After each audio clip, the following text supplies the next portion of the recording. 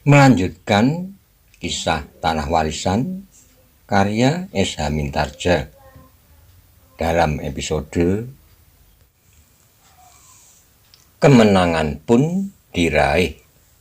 Selamat menikmati. Salam budaya. Monggo kula aturi subscribe, like, komen, saha share. Matur nuwun.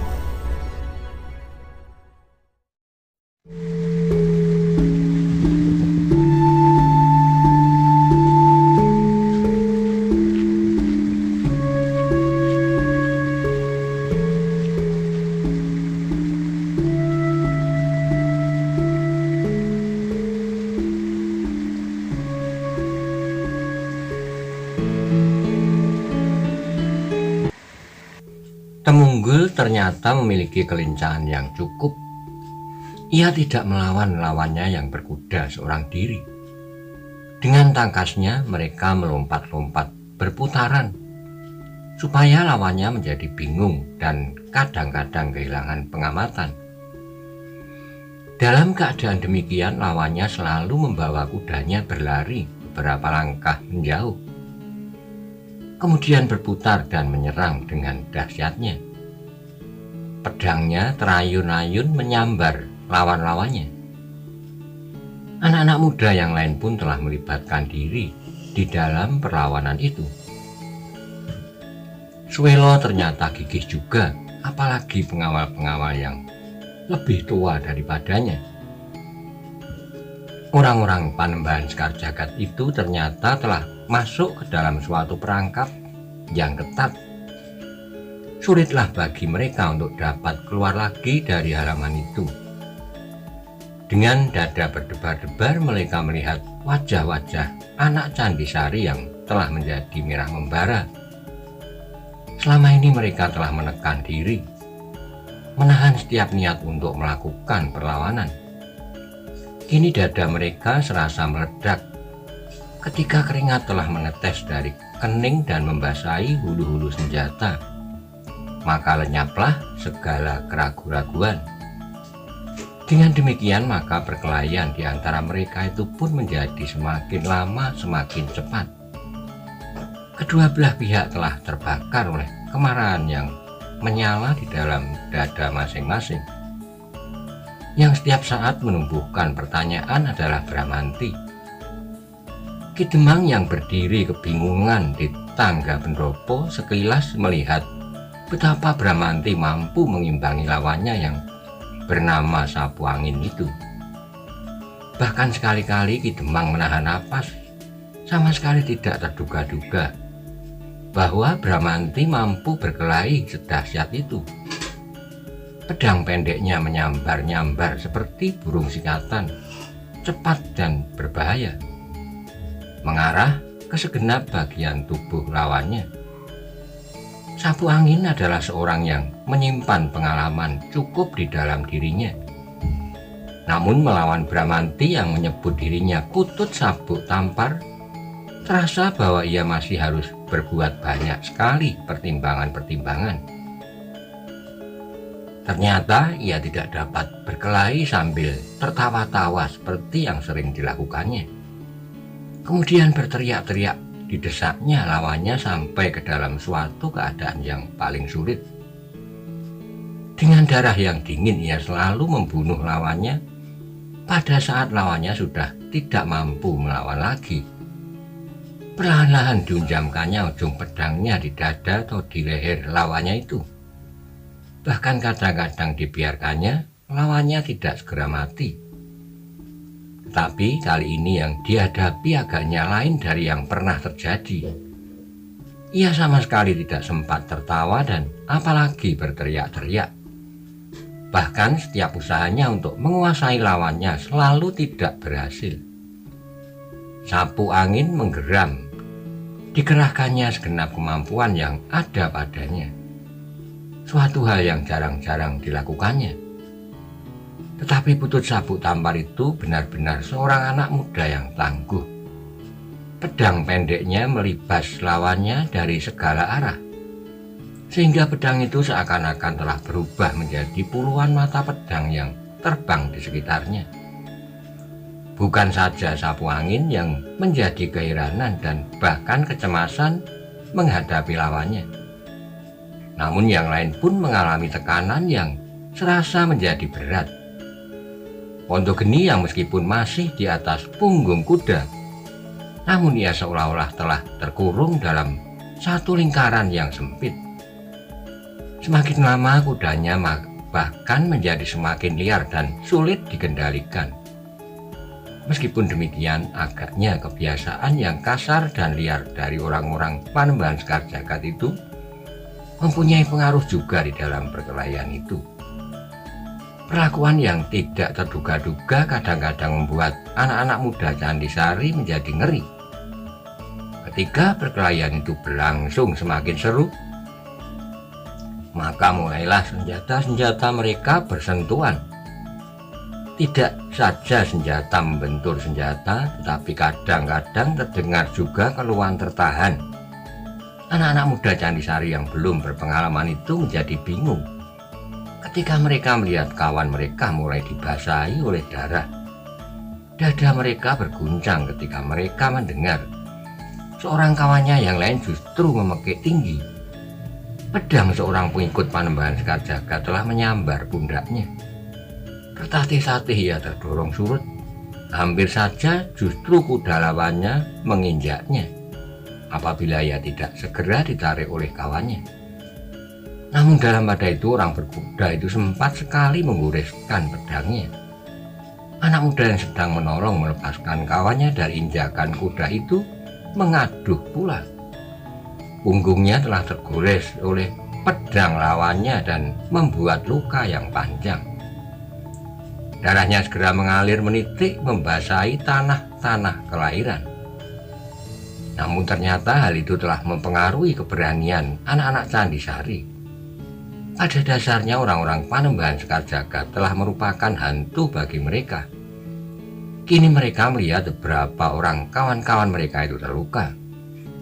Dengan demikian maka kengerian yang sangat telah merambat, membelit hati. Tambi yang melihat gelagat itu menjadi cemas. Anak-anak itu tidak boleh patah pada saat mereka mulai. Karena itu untuk menambah gairah perlawanan, Tambi berteriak, "Jangan beri kesempatan mereka melarikan diri."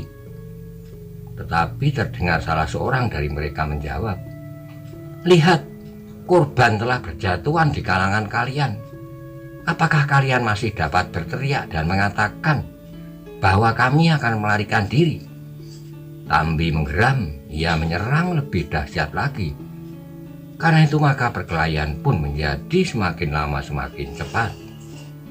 Halaman rumah dan kebun di sebelah menyebelah rumah Bramanti menjadi seakan-akan dibajak. Tanaman-tanaman kecil dan tumbuh-tumbuhan perdu menjadi hancur karenanya. Bukan saja kaki-kaki mereka yang bertempur, tetapi telapak kaki-kaki kudalah yang membuat tanah itu menjadi teraduk. Semakin lama maka hati anak-anak muda Candisari menjadi semakin sempit. Hanya beberapa orang saja yang masih melawan dengan penuh keberanian. Temunggul, Panjang dan beberapa orang lagi justru menjadi semakin marah. Dan mereka berusaha sekuat tenaga untuk menahan lawannya. Ki Jogoboyo pun menjadi marah bukan kepalang. Disentakkannya segenap kekuatannya untuk menahan keganasan lawannya. Ketika ia menyerang sejadi-jadinya, maka anak-anak muda yang membantunya mencoba untuk menjatuhkan kudanya. Meskipun sebenarnya bukan mereka maksudkan, namun agaknya salah seorang pengawal telah menusuk lambung kuda itu selagi penunggangnya sibuk menangkis serangan Ki Jogoboyo. Tusukan itu ternyata telah membuat kuda itu meloncat tanpa dapat dikendalikan lagi. Dengan demikian maka penunggangnya menjadi kehilangan keseimbangannya. Sebelah tangannya mencoba menguasai kendali kudanya, sedang tangan yang lain berusaha menangkis serangan Ki Jogoboyo. Tapi dengan demikian perhatiannya sudah terbagi. Ketika Ki Jogoboyo menyerangnya sekali lagi dengan ayunan yang kuat, maka penunggang kuda itu tidak lagi mampu bertahan. Benturan yang terjadi telah melemparkannya beberapa langkah dari kudanya, tepat ketika kuda itu meronta sekali lagi. Nasib orang itu memang terlampau malang. Begitu ia berusaha melenting berdiri, maka kudanya yang seakan-akan menjadi gila karena lukanya telah melanggarnya, sehingga sekali lagi ia terbanting jatuh. Selanjutnya, orang itu tidak mendapat kesempatan bangkit untuk selama-lamanya. Sebilah pedang telah menghujam ke dadanya, langsung menyentuh jantungnya. Yang terdengar adalah sebuah pekik yang pendek, kemudian diam.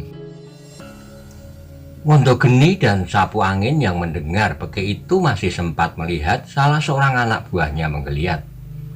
Kemudian mereka pasti bahwa orang itu telah mati. Kemarahan yang memuncak telah membakar dadanya. Dengan demikian maka mereka pun segera mengerahkan kemampuan yang ada pada mereka untuk segera mengakhiri pertempuran. Tetapi lawan-lawan mereka pun ternyata berbuat serupa. Mereka tidak membiarkan diri mereka terlibat oleh kemarahan lawan, sehingga mereka pun telah mengerahkan segenap kemampuan yang ada pada diri masing-masing. Dalam pada itu, di dalam rumah di balik pintu peringgitan, Ibu Bramanti duduk bersimpuh berpegangan tiang, kepalanya yang tertunduk, menyimpan berbagai macam persoalan, dan hatinya pun telah dihentakkan oleh peristiwa yang terjadi di halaman itu. Bramanti, desisnya. Nyai Purwito telah dilanda oleh kecemasan yang dahsyat. Semula ia mencoba mempercayakan keselamatan anaknya kepada Kitambi. Namun keadaan berkembang semakin panas sehingga hampir saja ia berlari keluar. Terbayang di rongga matanya betapa ayah Bramanti dahulu berkelahi melawan beberapa orang sehingga akhirnya suaminya itu terkapar tidak bernyawa lagi. Tak seorang pun menaruh belas kasihan kepadanya. Dan bahkan sebagian terbesar dari orang-orang Kademangan ini merasa bersyukur karenanya. Dan tiba-tiba ia melihat orang-orang Kademangannya mendatangi anak-anak laki-lakinya, anak Purwito yang terbunuh itu. Namun sebelum ia melompati pintu, terdengar suara derap kaki-kaki kuda masuk ke halamannya. Dan sekali lagi ia mendengar nama anaknya dipanggil-panggil. Betapa gemetar kaki dan tangannya. Tapi ia mencoba untuk mengintip apa yang telah terjadi di halaman. Namun yang terjadi agaknya telah membingungkannya. Sampai pada suatu saat di halaman itu terjadi perkelahian. Tetapi perkelahian yang terjadi justru antara anaknya bersama-sama orang Kademangan ini melawan orang Panembahan Sekarjagat. Semula hati orang tua itu dicekam oleh kecemasan yang memuncak. Ia tahu betapa kuat dan buasnya orang-orang yang menyebut diri mereka sebagai utusan Panembahan Sekarjagat. Namun lambat laun terungkaplah perasaan yang telah puluhan tahun terpendam di dalam sudut hatinya yang paling dalam. Sekilas teringat olehnya bagaimana ia membantu suaminya yang dahulu mencoba membina Kademangan ini. Suaminya yang saat itu menjadi seorang Demang dan sebagai istri seorang Demang, maka ia tidak dapat melepaskan diri dari usaha suaminya untuk kepentingan Kademangannya. Dan ia pun telah ikut serta dengan penuh kebanggaan. Tapi kebanggaan itu telah hancur dan terpendam untuk waktu yang lama. Sejak ia kawin dengan suaminya yang kedua yang semula merupakan laki-laki kebanggaannya pula. Namun pada saat ia melihat Bramanti berkelahi melawan orang-orang Panembahan Sekarjagat, kebanggaan yang telah hampir terpendam sama sekali itu tiba-tiba terungkap. Seolah-olah ia melihat anaknya sedang memimpin orang-orang Kademangan ini seperti suaminya yang pertama yang selalu berdiri di paling depan. Tapi sebagai seorang ibu, ia sangat mencemaskan nasib anak-anaknya itu. Orang-orang Panembahan Sekar Jagad bukanlah orang-orang yang baru mengenal senjata kemarin sore. Sedang anaknya masih terlalu muda untuk memiliki pengalaman yang cukup. Karena itu ia berada di dalam kebingungan. Sekali-kali ia ingin melihat apa yang terjadi. Kadang-kadang ia mencoba mengintip dari celah-celah pintu rumahnya. Namun kemudian ia memejamkan matanya. Perasaan-perasaan yang mengendap dan bergumpal-gumpal tersimpan di dalam dadanya. Rasa bersama-sama muncul ke permukaan. Kebanggaan seperti yang pernah didambakannya atas suaminya yang pertama, namun juga kecemasan apabila terbayang cara kematian suaminya yang kedua. Dengan demikian makanya Ipruito itu pun kemudian duduk saja. Rasa membeku bergayut pada tiang di sisi pintu peringgitan. Suara dentang senjata, ringkian kuda dan kadang-kadang pekik seseorang setiap kali terasa menggores dinding jantungnya, membuat luka-luka yang pedih. Namun bayangan dari akhir pertempuran yang terjadi di halaman itu agaknya menjadi semakin lama semakin nyata. Jumlah orang-orang sapu angin menjadi kian berkurang. 2 orang telah terbunuh meskipun di pihak Kademangan Candisari juga jatuh beberapa orang korban yang terluka. 3 orang terluka parah dan 4 orang masih mampu menggenggam senjata mereka untuk melawan. Kematian 2 orang anak buah sapu angin telah membakar hati para pengawal. Keadaan sudah terlanjur menjadi demikian buruknya, sehingga tidak ada gunanya lagi untuk berpikir yang lain daripada berkelahi mati-matian. Sapu angin menggeram ketika sekali lagi ia melihat seorang anak buahnya terpelanting, tetapi ia masih sempat bangun dan mengadakan perlawanan di atas tanah, meskipun dari punggungnya telah mengalir darah. Namun lebih dari peristiwa itu semua, yang paling membakar jantungnya adalah lawannya, seorang anak muda yang bernama Bramanti dan menyebut dirinya Putut Sabuk Tampar. Sama sekali tidak disangka-sangkanya bahwa ia akan bertemu dengan anak sekuat dan setangguh itu. Sebagai seorang yang mempunyai pengalaman yang cukup, belum pernah sapu angin bertemu dengan anak muda yang demikian tangguhnya. Benturan-benturan senjata mereka telah memperingatkan sapu angin bahwa kekuatan Bramanti mampu mengimbanginya. Kecepatan bergerak dan kemampuan mengatasi setiap kesulitan benar-benar telah membuat sapu angin menjadi heran. Tetapi ia telah bertekad untuk menghancurkan lawannya. Itulah sebabnya maka ia tidak mempunyai perhitungan lain selain berkelahi terus sampai Putut Sabuk Tampar itu terbunuh. Namun dengan demikian sapu angin tidak mau melihat kenyataan. Lawannya yang masih sangat muda itu ternyata tidak dapat dibunuhnya dengan mudah. Bahkan semakin lama semakin terasa betapa beratnya melawan Putut Sabuk Tampar. Pedang pendek Bramanti ternyata terlampau berbahaya bagi lawannya. Bahkan setiap kali pedang itu berdesing dekat di depan telinganya, sapu angin betapa ia mengerahkan tenaganya, namun pedang pendek itu selalu terbang berputar-putar di sekitarnya. Sapu angin menggertakkan giginya. Dengan darah yang mendidih yang merendah, kini serangannya dipusatkan di bagian bawah tubuh lawannya. Setiap kali senjatanya terayun menyambar, lutut kemudian pergelangan kaki. Sebelum Bramanti menampakkan kakinya, ia menghindari senjata itu. Sapu angin telah berputar di atas telapak tangannya, sedang sebelah kakinya menyambar lambung Bramanti. Bramanti menggerakkan giginya. Cara ini agaknya membuatnya terdesak. Namun sebagai seorang yang mempunyai cukup ilmu, maka Bramanti pun harus menyesuaikan diri. Kini Bramanti justru berlompat-lompat seakan tidak berjejak di atas tanah. Dengan garangnya pedangnya berputar-putar di atas kepala sapu angin yang selalu merendah di atas lututnya. Demikianlah perkelahian itu semakin lama menjadi semakin seru. Keduanya telah mengerahkan segenap kemampuan yang ada. Keringat mereka seperti terperas dari lubang kulit membasahi pakaian yang melekat di tubuh mereka. Dan sapu angin masih saja mencoba mencari kelemahan di bagian bawah tubuh Bramanti. Senjatanya dan kakinya bergantian menyambar-nyambar tanpa memberi kesempatan pada Bramanti untuk tegak barang sekejap pun. Tapi meskipun Bramanti harus melonjak-lonjak seperti berdiri di atas bara, namun pedang pendeknya pun tidak kalah dahsyatnya menyerang kepala lawannya. Seperti seekor lebah yang buas berterbangan dengan lincahnya mencari kesempatan untuk menyengat kepala itu.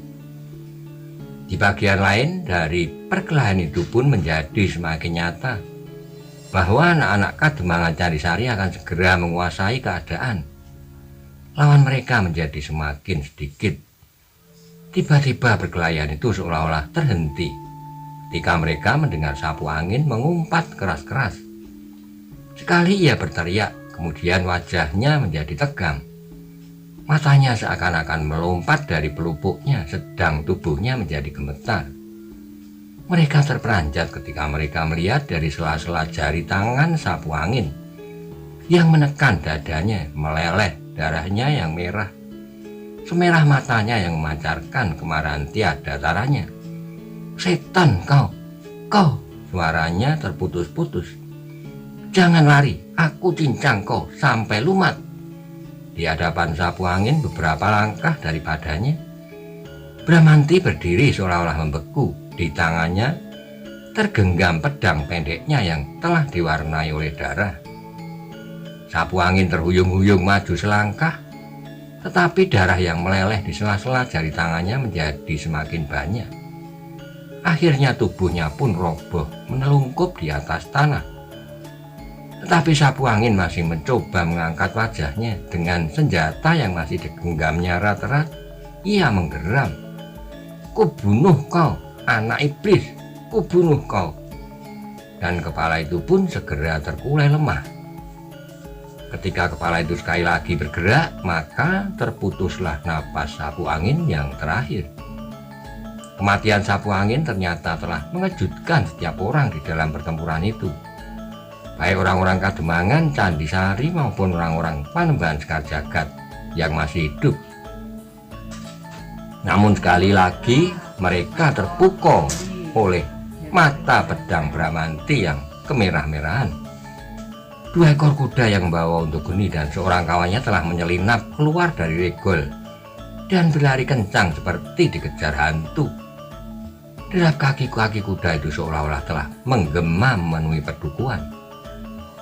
Ternyata mereka telah melarikan diri sambil meninggalkan korban di antara kawan-kawan mereka. Salah satu dari korban itu adalah sapu angin sendiri. Dalam kebekuan yang panas itu, Bramanti merasa sebuah sentuhan di baunya. Ketika ia berpaling, maka dilihatnya Kitambi tersenyum kepadanya. Katanya, "Pundakmu terluka, Bramanti." Bramanti mengerutkan keningnya ketika ia mengamati pundaknya dan merabanya. Terasa darah telah membasahi telapak tangannya. Barulah kemudian terasa luka itu menjadi pedih. "Mungkin kau tidak merasa karena kau terlampau memusatkan segenap kemampuan, pikiran dan getar di dalam dirimu untuk menghadapi sapu angin. Ternyata kau mampu mengalahkannya." Bramanti menarik napas dalam-dalam. Ternyata orang-orang Panembahan Sekar Jagad dapat juga kita lawan.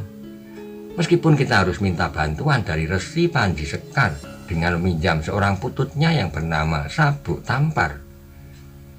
Bramanti tidak menjawab. Semua mata sekarang tertuju pada Bramanti. Kau tidak dapat lagi berpura-pura seperti seekor anak kambing yang lemah dan cengeng. Kau adalah anak harimau yang akan tumbuh menjadi harimau juga. Bramanti masih belum menjawab, hanya sekali-kali tangannya mengusap luka di pundaknya yang semakin terasa pedih. Bahkan dugaanku benar, terdengar sebuah suara yang lain, yang ternyata adalah suara panjang. "Sejak aku melihat jalur merah di dadamu, sesaat setelah aku berkelahi melawan harimau itu, aku sudah bercuriga. Tetapi kau selalu mengelak. Apa maksudmu, Panjang?" Ternyata Suwelo bertanya, "Kau ingat orang yang menolong kita di masa pendadaran?" Suwelo mengerutkan keningnya. "Ketika tanpa kami ketahui kami harus berhadapan dengan 2 ekor harimau?" Suwelo menganggukkan kepalanya. "Kalau tidak ada seorang yang menolong kita waktu itu, kita tidak akan dapat ikut di dalam pertempuran ini." "Maksudmu, yang menolong kita waktu itu Bramanti?" "Ya." Suwelo mengerutkan keningnya. Dipandanginya Bramanti yang berdiri tegak seperti tonggak. Dada Suwelo itu menjadi berdebar-debar. Bramanti yang berdiri di hadapannya ini serasa sama sekali bukan Bramanti yang pernah dilihatnya, yang bahkan pernah dilecutnya di arena tanpa melawan sama sekali. Tetapi Bramanti yang sekarang adalah Bramanti yang perkasa, dengan sebilah pedang yang telah dibasahi oleh darah lawannya. Namun tiba-tiba keheningan yang sejenak itu telah dipecahkan oleh suara Nyai Pruwito yang berlari-lari keluar dari peringgitan. Bramanti berpaling dilihatnya, ibunya berlari ke arahnya, dan sebelum ia beranjak, maka ibunya telah memeluknya sambil menangis. "Kau selamat, Bramanti. Aku masih mendapat perlindungan dari Yang Maha Kuasa, Ibu. Kau luar biasa, anakku. Kau dapat mengatasi lawanmu yang tangguh. Kau telah memberi aku kebanggaan, seperti masa-masa lampau, semasa aku masih diperlukan oleh orang-orang di Kademangan ini." Bramanti tidak menjawab, tapi dadanya berdesir. "Kau telah berbuat sesuatu untuk Kademangan ini, anakku. Kademangan yang telah dibina berpuluh-puluh tahun. Mudah-mudahan bermanfaat bagi masa mendatang." Ibunya berhenti sejenak lalu, "Bersyukurlah bahwa kau telah diselamatkan oleh kuasanya." "Ya, Ibu," jawab Bramanti. "Nah, Nyai," berkata Kitambi, "bukankah anakmu tidak apa-apa?" Nyai Pruwito mengangguk-anggukkan kepalanya. Dilepaskannya anaknya perlahan-lahan, namun kekakuan masih juga mencekam halaman rumah Bramanti. Kemenangannya itu ternyata telah mengejutkan sekali, terutama bagi para pengawal. Setelah mereka kehilangan lawan masing-masing, maka kini mereka sempat menyadari keadaan. Mereka sempat membuat pertimbangan tentang Bramanti yang ternyata telah berhasil membunuh sapu angin. Temunggul, pimpinan para pengawal, seakan-akan membeku di tempatnya. Kawannya yang terjerumus ke dalam tebing di dekat gerojokan bahkan telah menggigil ketakutan, karena apabila dikehendaki maka Bramanti pasti dapat berbuat apa saja atasnya. Bahkan Ki Jogoboyo pun menjadi termangu-mangu menanggapi keadaan yang terasa aneh baginya. Dalam kebekuan itu terdengar suara Kitambi. "Hei, mengapa kalian seakan-akan telah berubah menjadi patung batu? Kita telah memenangkan perjuangan kali ini. Kita harus bergembira bahwa ternyata kita pada suatu saat masih dapat bangkit sebagai pengawal Kademangan kita ini, yang sebenarnya bukan sekedar pendadaran di arena, berburu harimau, menundukkan kuda liar, tetapi tidak berbuat sesuatu yang terasa manfaatnya langsung bagi rakyat Kademangan ini. Dan sekarang kita sudah berbuat." Tidak seorang pun yang menjawab. Mereka seakan-akan masih saja membeku di tempat masing-masing. Kitambi mengerutkan keningnya dan tiba-tiba ia mengedarkan pandangan matanya ke sekeliling halaman sambil berdesis, "Di mana Ki Demang?" Semua mata pun kemudian mencari di sekitar halaman itu, tetapi tidak seorang pun yang melihatnya. Ki Demang harus melihat kemenangan ini. Ki Demang harus melihat bahwa orang yang bernama Sapu Angin pun dapat kita kalahkan dan terbunuh pula oleh Bramanti. Kitambi berhenti sejenak lalu, dan kita pun sadar bahwa lain kali mungkin Panembahan Sekajaka sendiri akan datang ke Kademangan ini. Tetapi tidak mengapa, kita harus menyusun pertahanan yang lebih baik dan rapi, sehingga kita akan dapat melawannya dengan baik. Tidak seorang pun yang menyaut dan tidak seorang pun yang beranjak dari tempatnya. Kitambi menarik napas dalam-dalam.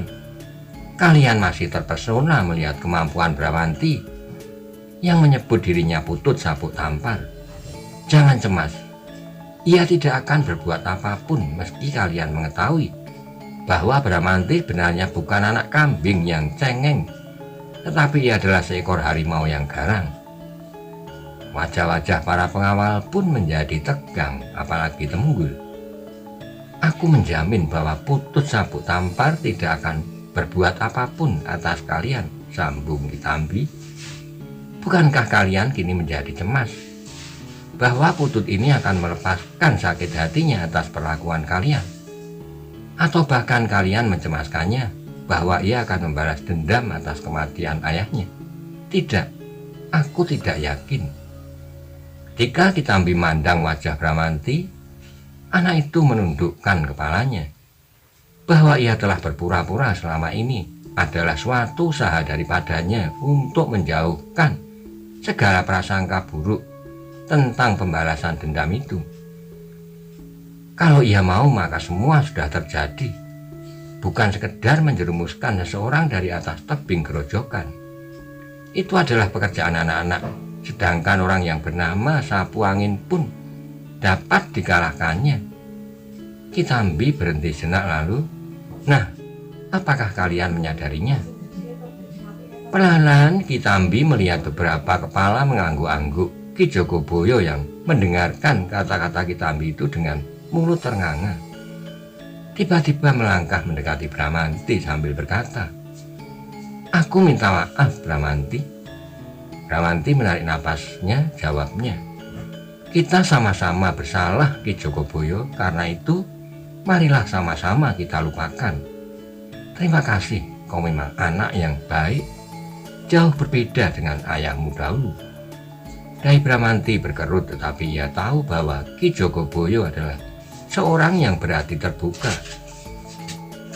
Ia mengatakan apa yang ingin dikatakannya. "Nah," berkata Ki Jogoboyo kepada anak-anak muda pengawal Kademangan, "seharusnya kalian pun minta maaf padanya. Aku pernah melihat seseorang menggait kakinya di halaman Kademangan sehingga anak ini jatuh terlungkup.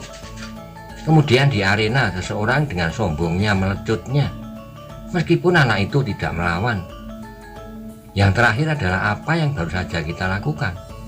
Beramai-ramai datang ke halaman ini seperti akan menangkap pencuri. Ayo, terutama kau Temunggul, kaulah yang membuat cerita tentang balas dendam ini. Bagaimana?" Terasa darah Temunggul menjadi semakin cepat mengalir. Tetapi ia harus mengakui kenyataan, betapapun pahitnya. Terlebih pahit lagi apabila dikenangnya hubungan Bramanti dengan Ratri, yang kini pasti tidak dapat dihalangi lagi. Apa boleh buat, desisnya. Ternyata Ratri pun sama sekali tidak menanggapi perasaannya.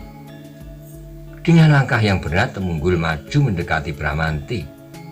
Dengan suara yang bergetar ia berkata perlahan-lahan, "Maafkan semua kelakuan-kelakuanku, Bramanti. Lupakanlah semua, kita bersama-sama mencoba untuk membuat lembaran baru di dalam pergaulan di Kademangan ini. Bukan saja pergaulan di antara kita, tetapi juga pergaulan keluar.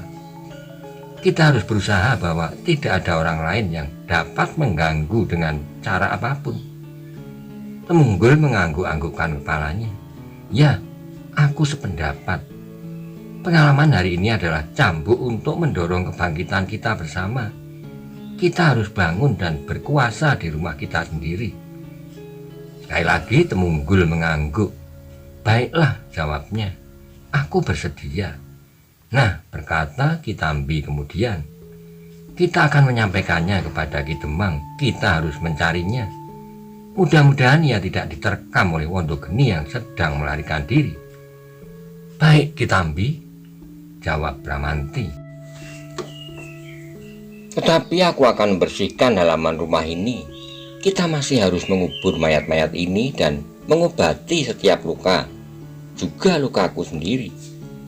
"Oh," Kitambi mengangguk-anggukkan kepalanya, "sebaiknya memang begitu. Marilah anak-anak, kita bersihkan halaman ini." Maka para pengawal yang tidak tersentuh sama sekali oleh senjata, segera membersihkan halaman Bramanti. Mereka yang terluka pun segera diobati. Namun nampaklah bahwa wajah-wajah mereka kini menjadi cerah. Secerah kepercayaan kepada diri sendiri telah mulai merayapi jantung para pengawal itu. Ternyata bahwa untuk geni dan bahkan sapu angin adalah manusia-manusia biasa yang terdiri dari kulit, daging, tulang, dan darah. Mereka sama sekali tidak kebal oleh senjata dan mereka sama sekali tidak bernyawa rangkap. Hampir sehari anak-anak muda Candisari sibuk membersihkan halaman rumah Bramanti yang digenangi oleh darah kawan dan lawan. Dan belum sehari berita tentang perkelahian yang menentukan itu telah tersebar. Bramanti, Bramanti, anak Nyai Purwitokah yang dimaksud? Bertanya salah seorang kepada tetangganya yang bercerita tentang Bramanti.